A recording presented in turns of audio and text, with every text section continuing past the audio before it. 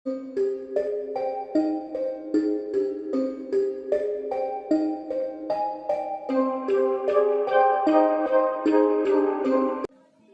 Star Rajinikanth இப்போ வேட்டையன் படத்தில் நடித்து முடிச்சிருக்காரு. மேலும் இந்த வேட்டையன் படத்தை டிஜே ஞானவேல் அவர்கள் டைரக்ட் பண்ணியிருக்காரு.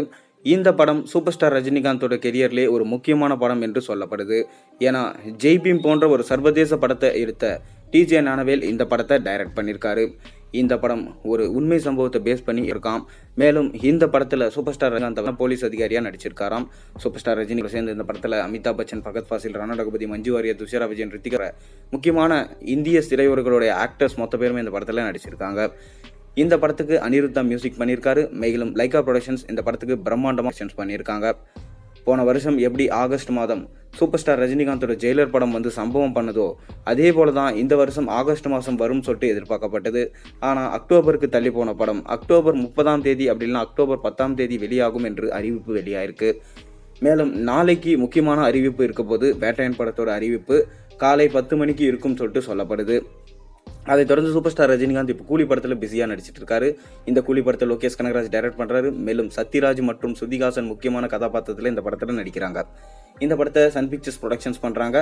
அனிருத்தா இந்த படத்துக்கு மியூசிக் பண்ணுறாரு.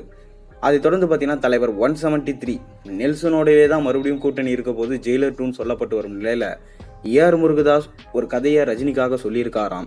அந்த கதை தர்பார் மாதிரி கண்டிப்பாக இருக்காது எனவும் சூப்பர் ஸ்டார் ரஜினிகாந்துக்குமே பார்த்தீங்கன்னா அது ரொம்பவே பிடிச்சு போச்சான். பிரம்மாண்டமாக இந்த படத்தை எடுக்க திட்டமிட்டிருக்காராம் ஏஆர் முருகதாஸ். இப்போ சிவகார்த்திகேயனை வச்சு ஒரு படமும், மேலும் நம்ம சல்மான் கானை வச்சு சிக்கந்தர் படத்தையும் எடுத்துட்டு இருக்காரு ஏஆர் முருகதாஸ். அதை தொடர்ந்து தான் பார்த்தீங்கன்னா சூப்பர் ஸ்டார் ரஜினிகாந்தை எடுக்கும் வாய்ப்பு இவருக்கு போயிருக்கான். இந்த படத்தை சன் பிக்சர்ஸ் தான் ப்ரொடக்ஷன்ஸ் பண்ண போகிறாங்க. ஏஆர் முருகதாஸ் கடைசியாக துப்பாக்கி 2 கதையை விஜய் கிட்ட சொன்னார்.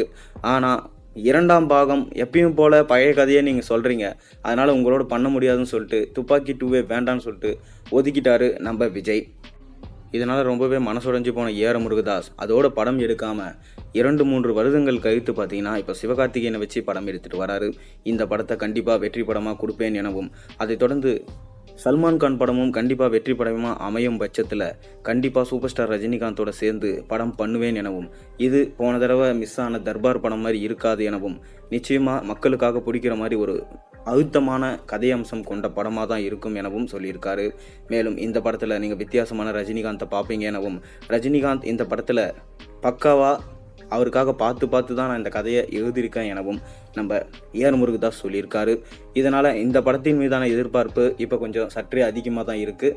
மீண்டும் ஏஆர் முருகதாஸோட கூட்டணி வச்சா நல்லா இருக்கணும் தான் ரசிகர்களும் விரும்புகிறாங்க. நீங்கள் என்ன விரும்புகிறீங்க?